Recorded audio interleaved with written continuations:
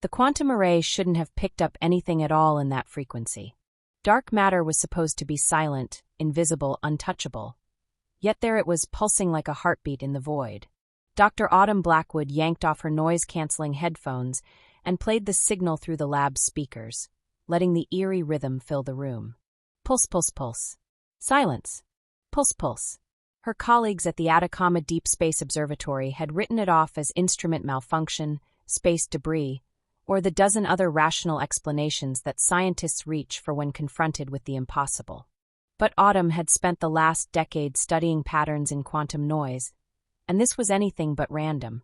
That's when Dr. Kamal Nazari had stormed into her lab, clutching a tablet with such intensity his knuckles had gone white. The renowned archaeoastronomer rarely visited the quantum communications wing, preferring the company of ancient star charts to modern equipment. They weren't morning rituals, he said without preamble, thrusting the tablet at her. Look at the symmetry in these hieroglyphics. The priests recorded Nephthys tears with mathematical precision. Each mark corresponds to a specific duration and amplitude. They weren't documenting grief, they were documenting signal patterns. On the screen was a high-resolution scan of a temple wall from the Valley of Queens. The traditional scene showed the goddess Nephthys in her mourning pose, but around her were unusual markings Autumn had never seen in standard Egyptian iconography. They looked almost like waveforms, she whispered, her eyes darting between the ancient markings and her modern readings. They're identical to the quantum fluctuations we're detecting now. Kamal nodded grimly. This gets stranger. These patterns? They only appear in temples built during lunar eclipses. And there's another eclipse in 6 days. The implications made Autumn's head spin. Either the ancient Egyptians had possessed quantum sensing technology far beyond what history suggested possible, or something out there was still trying to communicate through the same channels they had documented millennia ago. Her quantum array beeped. Another pattern was beginning. But this time it was different. This time the signal was growing stronger. Autumn and Kamal exchanged a glance that lingered just a moment too long. The weight of shared realization pressed heavily between them. We need to isolate this, Autumn said, her voice steadier than she felt. She adjusted the array's sensitivity, fine-tuning the filters to cut out cosmic noise. The signal sharpened, a precise rhythm now more distinct than before. Pulse, pulse. Silence. Pulse, pulse, pulse.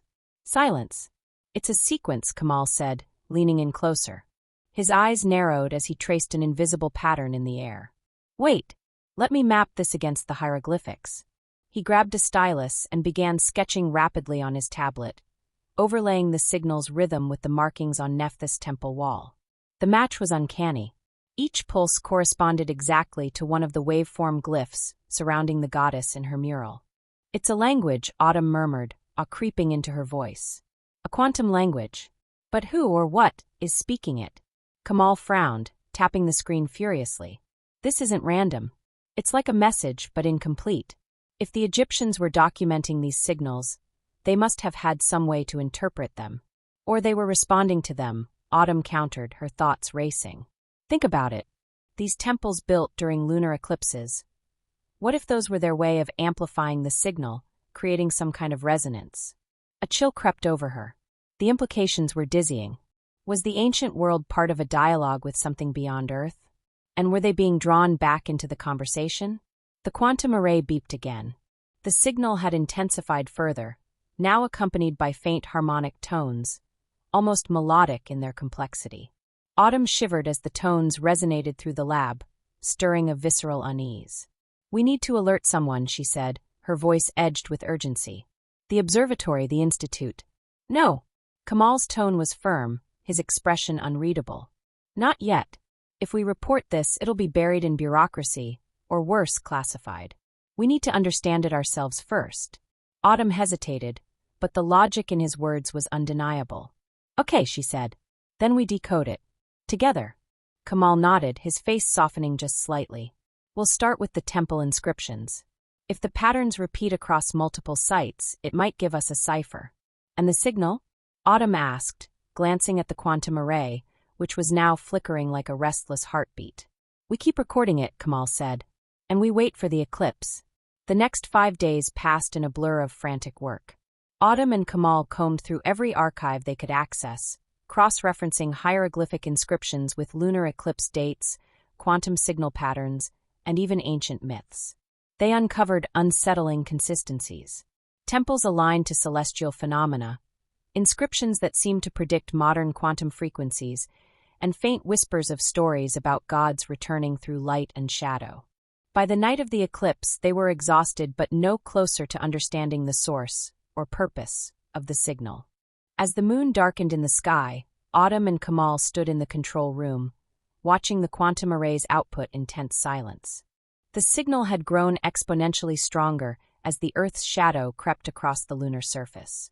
Suddenly, the lab lights flickered. The quantum array emitted a sharp, high-pitched tone that cut through the air like a blade. "What's happening?" Kamal shouted, rushing to the console. Autumn's hands flew across the controls, but nothing responded. The screens displayed nothing but static, until they didn't. The hieroglyphics from Nephthys Temple began to appear on every monitor, glowing faintly with an otherworldly luminescence. The symbols shifted and rearranged themselves, forming patterns that seemed alive. Autumn's breath caught. "It's a response," she whispered. "They're answering us." The tone from the array shifted again, this time into a deep, resonant hum that reverberated through their bodies. A light, faint at first, began to form in the center of the lab, a shimmering sphere of energy that pulsed in sync with the signal. Kamal reached for Autumn's arm, his grip tight. "Do you feel that?" She nodded, unable to speak. The air was thick, electric, vibrating with something ancient and immense. The sphere expanded, and for a fleeting moment they saw something within it, a landscape that defied description. Structures that seemed both impossibly ancient and disturbingly advanced loomed in a twilight world bathed in silvery light. Figures moved in the distance, their forms shifting and indistinct. And then, as quickly as it had appeared, the sphere collapsed, leaving only silence in its wake. Autumn and Kamal stared at each other, their faces pale, their breathing shallow. "What the hell was that?" Kamal finally said. Autumn shook her head, still staring at the space where the sphere had been. "I think it was an invitation." Kamal paced the room, running his hands through his hair. "An invitation to what?" "To that place. To communicate? Or worse, to something we can't understand yet?" Autumn was already back at the console, her fingers moving like lightning. The quantum array had stabilized, but its readings were unlike anything she'd seen before. Energy levels were spiking, frequencies spiraling into new, intricate patterns. The signal hadn't stopped, it had evolved. "It's not over," she said. "That sphere wasn't just a phenomenon. It was a portal, or at least the start of one." Kamal stopped pacing, staring at her. "A portal? Are you saying they're trying to bring us there? Or come here?" Autumn hesitated. "I don't know. But whatever that was, it felt like a test. A way to see if we're paying attention. And now they're waiting for our response." Kamal glanced at the monitors, where the hieroglyphic patterns continued to shift and pulse. "If this is their way of communicating, we need to answer in kind. But how? We don't have their knowledge or their tools." Autumn's eyes lit up with sudden clarity. "We don't need to. The ancient Egyptians might have already left us the key. They documented these signals in temples. They must have had a way to respond, some kind of mechanism or ritual." Kamal's jaw tightened as he mulled over her words. "The temples," he said, nodding.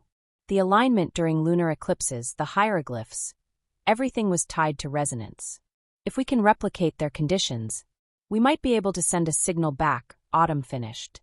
She glanced at the clock. "The eclipse is still happening, but we don't have much time. We need to find the closest temple that fits the criteria." Kamal grabbed his tablet, pulling up a map of known temple sites. "There's one," he said, pointing to a location just outside Luxor. "The Temple of Nephthys. It was built specifically for rituals during lunar eclipses." "Can we get there in time?" Autumn asked. "If we leave now, yes," Kamal said, already gathering his things. "But we'll need to bring equipment to amplify the signal. The quantum array can't be moved, but if we can replicate its output in the field, it might work." Autumn nodded. "Let's go." Hours later, they stood in the shadow of the Temple of Nephthys, the full weight of its ancient majesty pressing down on them.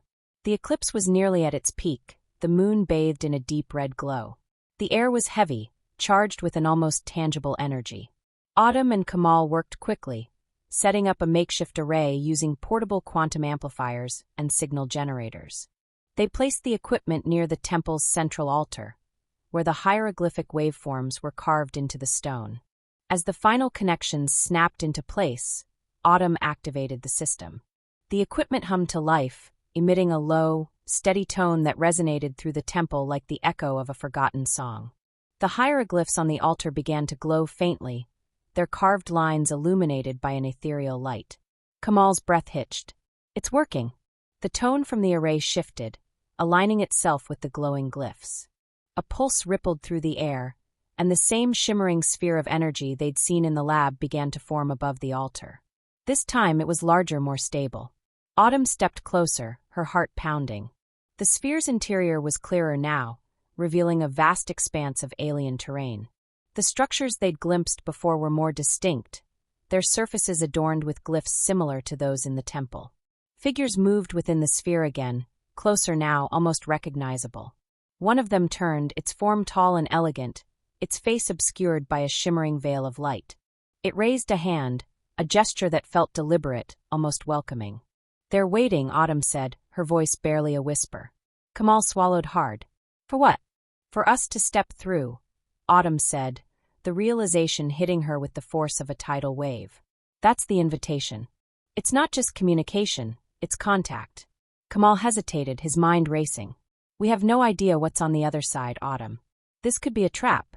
Or worse. Or it could be the greatest discovery in human history," Autumn countered. She turned to him, her eyes blazing with determination. "We came this far, Kamal. Are we really going to stop now?" Before he could respond, the sphere pulsed again, brighter this time, as if urging them forward. Autumn took a deep breath, her resolve solidifying. Without another word, she stepped toward the sphere, her hand outstretched. "Autumn, wait!" Kamal shouted, but it was too late. Her fingers touched the shimmering surface, and the sphere expanded, engulfing her in a blinding light. Kamal watched in stunned silence as she disappeared.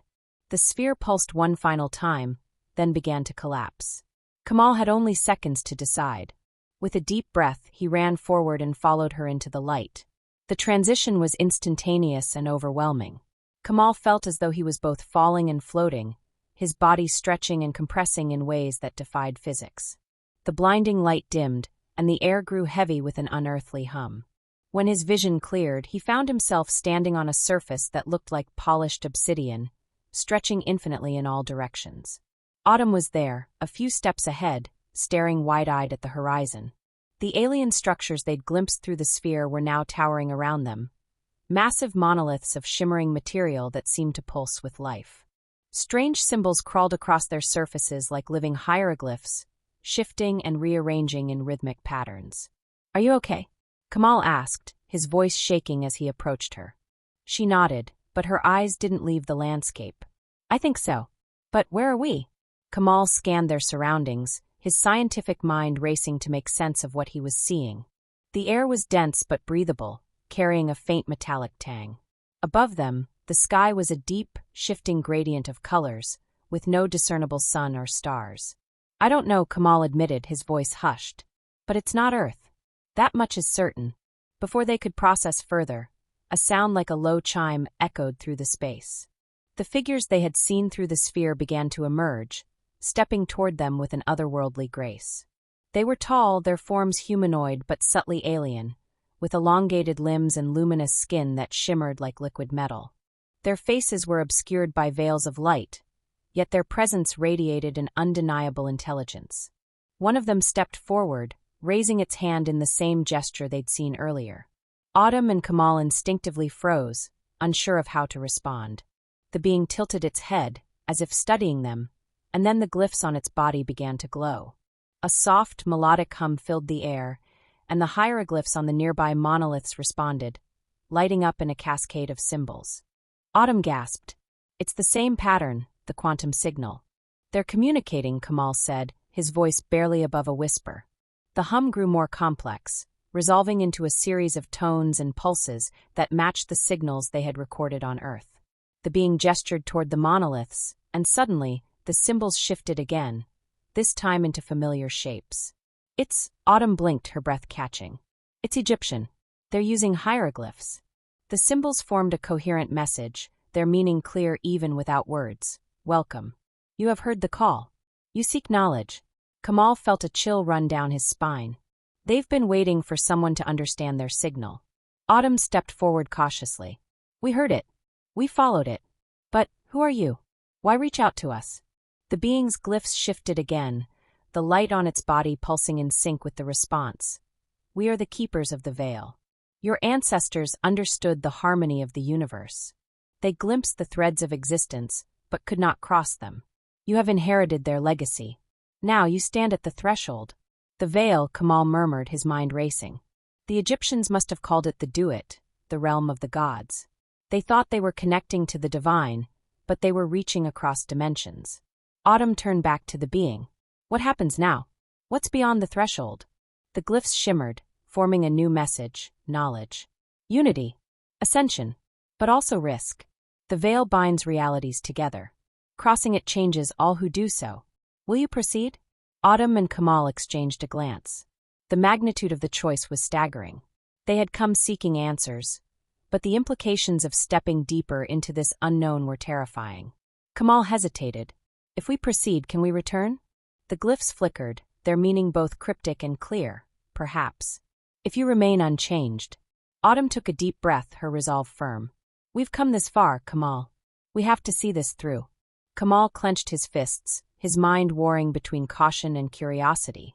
Finally, he nodded. Together, then.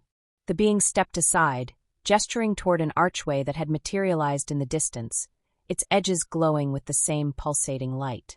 The hum of the signal intensified, resonating deep within their chests as they walked toward it. As they approached the archway, a new glyph formed above it, glowing brighter than all the others. It was a symbol neither of them recognized, yet it felt profoundly familiar. An invitation, a challenge, and a warning all in one. Without hesitation, Autumn and Kamal stepped through. The world on the other side was unlike anything they could have imagined. It wasn't just a place, it was a vast, interconnected network of energy, matter, and thought. Fractals of light stretched in every direction, forming pathways that seemed to lead everywhere and nowhere. Beings like the ones they had met before floated through the expanse, their glyphs dancing in intricate patterns. And in the center of it all was something that defied comprehension, a structure that pulsed with the heartbeat of the universe itself. It was ancient and infinite, both a machine and a living entity.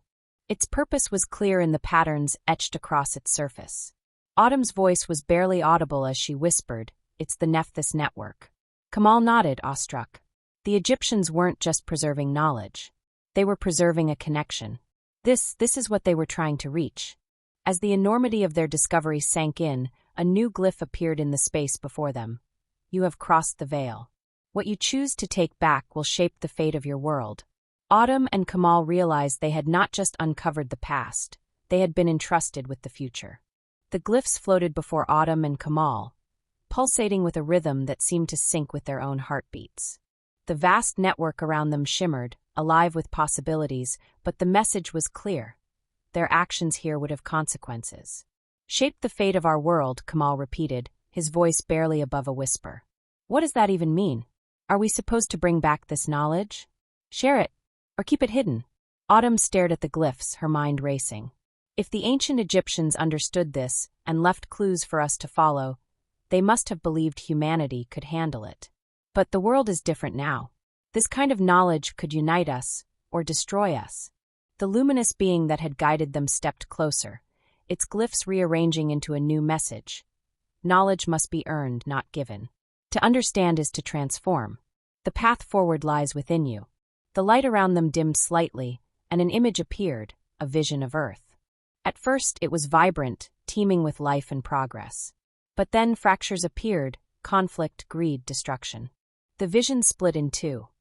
One path showed unity, innovation, and peace. The other spiraled into chaos, fueled by fear and misuse of power. They're showing us what's at stake, Autumn said, her voice trembling. If we misuse this knowledge, it could end everything. Kamal took a deep breath, the weight of responsibility settling heavily on his shoulders. But if we don't take it, we might never have another chance to advance. To solve problems we can't even begin to tackle now. The being gestured, and a single glyph appeared between them, a question unspoken but undeniable. Choose. Autumn and Kamal exchanged a long, silent look. This wasn't just about them. It was about the billions of lives back on Earth, the future of humanity, and the legacy they would leave behind. Autumn finally spoke, her voice steady. We take the knowledge, but only enough to guide us, to show us the potential. Humanity has to learn the rest for itself. Kamal nodded, the determination in her voice giving him clarity. Agreed. If we give them everything, they won't understand the responsibility that comes with it. We bring back just enough to inspire, not overwhelm. The glyphs around them shimmered, their light intensifying as if in approval. The being raised its hand, and the network around them began to shift. Streams of light converged, coalescing into a single point that floated toward them. A small, intricate object no larger than a pebble. It glowed faintly, its surface etched with the same living glyphs they had seen on the monoliths. This is it, Autumn whispered, reaching out. The moment her fingers touched the object, she felt a surge of energy, as if 1,000 lifetimes of knowledge had passed through her in an instant. She staggered and Kamal caught her. You okay? He asked. She nodded, her eyes wide. It's not just information.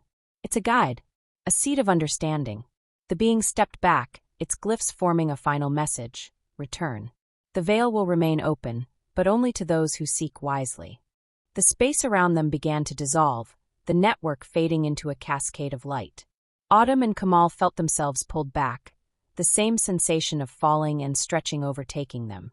When the light dimmed, they were standing once again in the temple of Nephthys, the eclipse's blood-red glow still bathing the ancient stones. The equipment hummed softly, but the signal had vanished. The air felt still, heavy with the weight of what had just transpired. Autumn held up the glowing object, its glyphs faint but steady. We did it, she said, her voice a mix of awe and exhaustion. Kamal placed a hand on her shoulder. Now comes the hard part, figuring out what to do with it. They packed up their equipment in silence, each lost in their own thoughts. As they stepped out of the temple, the first rays of sunlight broke over the horizon, illuminating the ancient stones. The world outside seemed unchanged, oblivious to the monumental discovery that had just taken place. But Autumn and Kamal knew better. As they made their way back to civilization, they both understood that their journey was far from over. The knowledge they carried had the power to reshape humanity's destiny, but only if wielded with care. And as the glyphs on the object pulsed faintly in Autumn's hand, they both knew one thing for certain. The call of the Nephthys Network was only the beginning.